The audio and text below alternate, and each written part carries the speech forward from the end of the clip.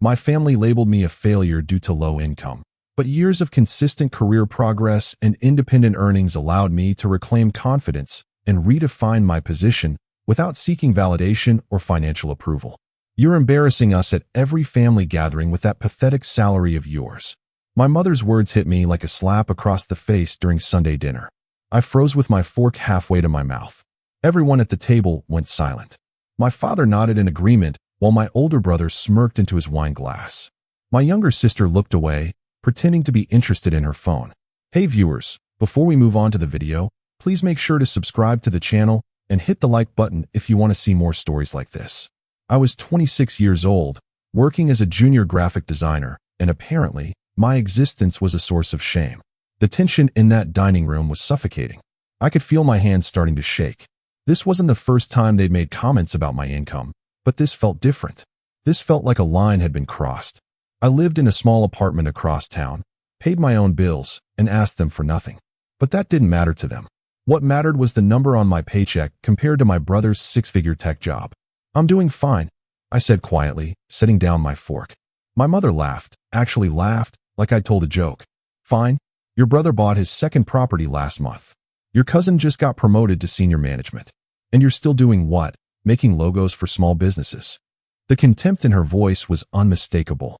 My father cleared his throat. Son, your mother and I are just concerned. You're not getting any younger. How do you expect to support a family on that income? I wasn't even dating anyone, but that didn't seem to matter. They'd already decided I was a failure. My brother decided to join in. Look, I've told you before, I can get you an interview at my company. Entry-level positions start at almost double what you're making. But you have to actually want to improve your situation. His tone was so condescending I wanted to throw something. I like what I do, I said, trying to keep my voice steady. Liking something doesn't pay the bills, my mother shot back. My sister finally spoke up. Can we please just have a nice dinner? But my mother wasn't finished. No, this needs to be said. He needs to hear this. We didn't raise him to be mediocre. That word hung in the air. Mediocre. I pushed back my chair and stood up. I'm leaving. My father's voice boomed across the table. Sit down. We're not done talking about this. But I was done listening. I grabbed my jacket from the back of the chair and headed for the door. My mother called after me. This is exactly what we're talking about. Running away instead of facing reality. When are you going to grow up? I didn't respond. I just left. The drive back to my apartment was a blur. My eyes kept welling up with tears, and I had to pull over twice because I couldn't see the road. When I finally got home, I sat in my car for 20 minutes, just staring at nothing. My phone started buzzing with messages. My brother sent a text saying I was being dramatic. My sister sent one saying she understood, but I should have stayed. My mother sent one saying I owed them an apology for walking out. I turned off my phone and went inside. That night, I couldn't sleep. I kept replaying every word, every look, every moment of contempt. The worst part was that a small voice in my head wondered if they were right. Maybe I was a failure. Maybe I should have taken a different path. Maybe my degree in design was a waste of time. By the time morning came, I was exhausted, but something had shifted inside me. I made a decision. I wasn't going to try to prove them wrong with words. I was going to prove them wrong with actions. But on my own terms, not theirs. I spent the next week working on my portfolio. I reached out to former classmates who'd gone on to bigger agencies. I started applying to positions I'd previously thought were out of my reach. I also started a strict budget plan. I cut unnecessary expenses, started cooking all my meals, and put every extra dollar into savings. My family didn't call, and I didn't reach out either. The silence was actually a relief. 3 weeks after that disastrous dinner, I got a call from a mid-sized marketing agency. They wanted to interview me for a design position. The salary wasn't dramatically higher, but it was a step up, and the company had room for growth. I prepared for that interview like my life depended on it. I researched the company inside and out. I created sample work specifically tailored to their brand aesthetic. I practiced answering questions until I could do it in my sleep. The interview went better than I could have hoped. The creative director seemed genuinely impressed with my portfolio. She asked thoughtful questions about my process and my goals. I left feeling cautiously optimistic. 2 days later, they offered me the position. I accepted immediately. The salary was 20% higher than my current job, and they offered full benefits plus opportunities for professional development. I gave my notice at my old job, and my boss was disappointed but understanding. "You've got real talent," he told me on my last day. "Don't let anyone make you think otherwise." I wondered if he somehow knew what I'd been going through. I started the new position in early fall. The work was more challenging, the pace was faster, and the expectations were higher. But I thrived on it. For the first time in months, I felt like I was moving forward. My family still hadn't reached out, and I still hadn't contacted them. 6 months into my new job, I got promoted to senior designer. The raise that came with it put me solidly into a comfortable income bracket. Not my brother's level, but respectable by any standard.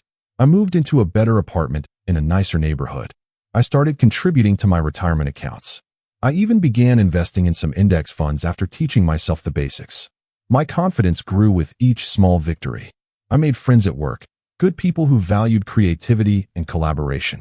I started dating someone I met through a mutual friend. Life felt stable, purposeful, and entirely separate from my family's judgment. A full year passed before my sister reached out. She sent a tentative text asking if we could meet for coffee. I agreed, curious about what she wanted. When we met, she looked uncomfortable. "I miss you," she said right away. "The family dynamic has been weird without you." I stirred my coffee, waiting for her to continue. "Mom asks about you sometimes. Dad too. They won't admit it, but I think they feel bad about what happened."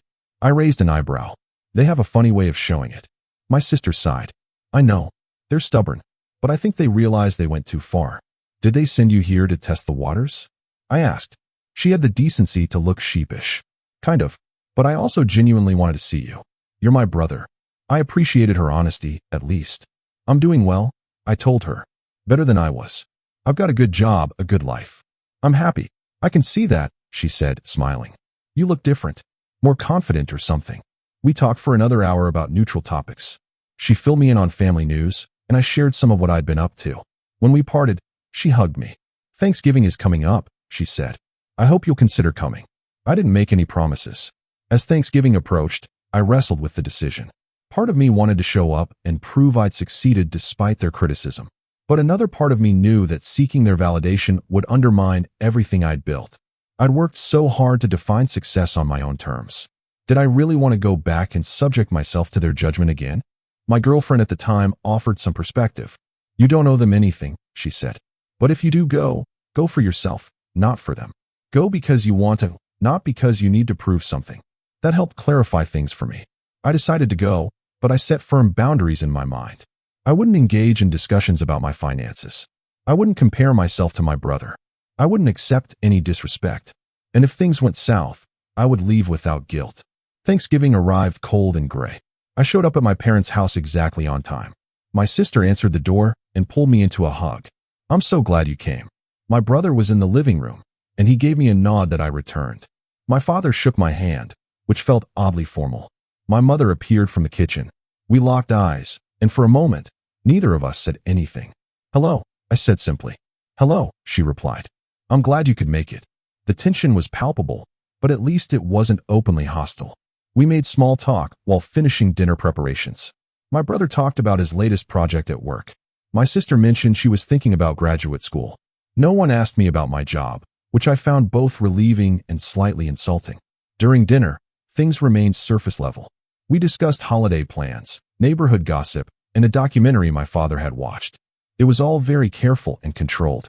Halfway through the meal, my mother finally broke. "So, are you still doing graphic design?" The question felt loaded. "I am," I said. "I'm a senior designer at a marketing agency now." My brother looked up. "Which agency?" I named the company. He looked surprised. "That's a solid firm. When did you make the switch?" "About a year ago." My father set down his fork. "Why didn't you tell us?" I met his gaze directly. We weren't really talking. The silence that followed was heavy. My mother spoke next, her voice quieter than usual. "We may have been too harsh on you." That night. It wasn't exactly an apology, but it was the closest I'd probably get. "You were," I agreed. "But I appreciate you acknowledging it." My father cleared his throat. "We want the best for you. All of you. Sometimes we express that poorly." My brother surprised me by speaking up. "I think what they're trying to say is they're sorry. And for what it's worth, I am too. I was being a jerk that night." I nodded slowly. "Thank you." My sister smiled, clearly relieved that the air was beginning to clear. The rest of dinner was easier, though still not entirely comfortable. We were all feeling our way through new dynamics. After dessert, my father asked if I wanted to take a walk. We bundled up and headed outside. The cold air felt cleansing. Your mother and I talked a lot after you left that night, he began. We realized we'd been projecting our own anxieties onto you. I waited for him to continue. When I was your age, I struggled financially. It terrified me. I didn't want that for any of my children. But somewhere along the way, I started equating money with worth. That wasn't fair to you. It was the most vulnerable I'd ever heard him sound. I never asked you for money, I said. I never asked for anything except basic respect. I know, he said. And you deserve that. You deserve that. We walked in silence for a bit.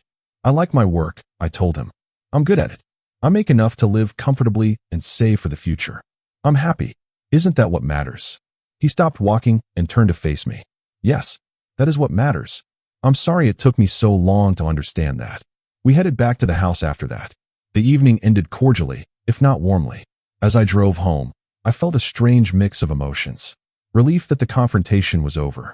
Satisfaction that I'd held my ground. But also a lingering sadness that it had come to this in the first place. Over the next few months, my relationship with my family slowly improved. My mother called occasionally to check in, though our conversations remained somewhat stiff. My father sent articles he thought I'd find interesting. My sister and I started meeting for coffee regularly. My brother and I texted occasionally about sports and movies, neutral territory for both of us. It wasn't perfect, but it was functional.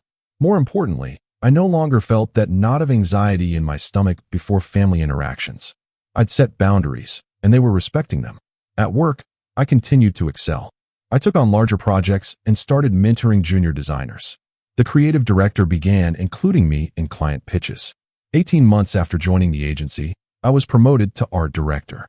The title came with another significant raise and a leadership role. I was managing a small team and making strategic decisions about campaign directions. This was more responsibility than I'd ever imagined having at this stage of my career. I moved into an even nicer apartment, this time a 2-bedroom, so I could have a proper home office. I bought quality furniture instead of the cheap stuff I'd made do with before. I started a travel fund and took a trip to Portugal that summer. My life felt full and authentic in a way it never had when I was trying to meet someone else's expectations. The following Thanksgiving, the family dynamic had shifted noticeably. My mother asked about my work with genuine interest. My father wanted to hear about the campaigns I was leading. My brother treated me like a peer rather than someone he had to condescend to. My sister joked that I was becoming the successful one of the family. At one point, my mother pulled me aside. "I'm proud of you," she said. "I should have said that years ago, but I'm saying it now." Those words meant something, but they didn't mean everything. I'd learned that my worth wasn't dependent on her pride or anyone else's approval. That was the real victory. As I drove home that night, I reflected on how far I'd come. Not just professionally, but emotionally and psychologically. I'd learned to trust myself. I'd learned that success isn't one size fits all. I'd learned that the loudest critics are often the most insecure. And I'd learned that sometimes the people who are supposed to support you unconditionally are the ones who need to do the most growing. My phone buzzed with a text from my girlfriend, now my fiancée. She wanted to know how dinner went. I smiled as I typed back that it went well. Better than expected, actually. When I got home, she was waiting with hot chocolate and questions. I told her about the dinner, about my mother's words, about the general thaw in family relations. "I'm happy for you," she said.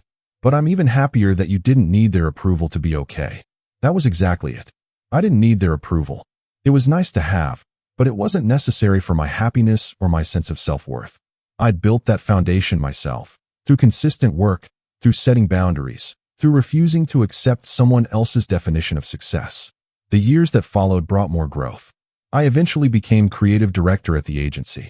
I started speaking at design conferences. I taught a class at a local community college. My income reached a level that would have shocked my younger self. But more than the money or the titles, I felt fulfilled. I was doing work I believed in with people I respected. I was building a life with someone who valued me for who I was, not what I earned. I maintained a relationship with my family, but on my terms.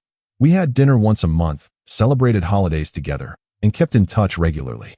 But I never forgot the lesson I'd learned that terrible Sunday dinner years ago. Your worth is not determined by other people's expectations. Your success is not measured by someone else's yardstick. And your happiness is too important to sacrifice for the sake of validation. I'd spent too long feeling like I wasn't enough. Like I needed to prove myself. Like I owed it to someone else to live my life according to their blueprint. Breaking free from that mindset was the hardest thing I'd ever done. But it was also the most important. Now, When I attend family gatherings, I show up as myself. Not as the person they wanted me to be. Not as someone trying to prove anything. Just as someone comfortable in his own skin, confident in his own choices, and content with his own life. My mother occasionally makes comments about how well I'm doing now. My father likes to take some credit for pushing me. My brother has admitted that he was jealous of my creative work even when he was making more money. My sister says I inspired her to pursue what she actually wanted instead of what was expected.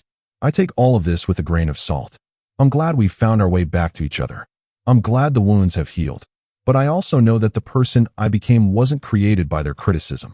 That person was created in spite of it. The real turning point wasn't when they finally approved of me.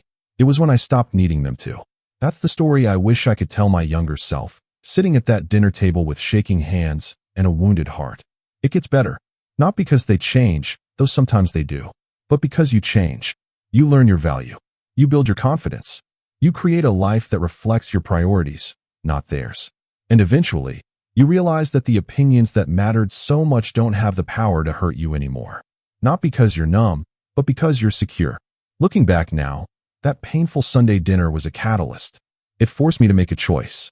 I could either spend my life trying to meet impossible standards, or I could define success for myself. I chose the latter, and that choice changed everything.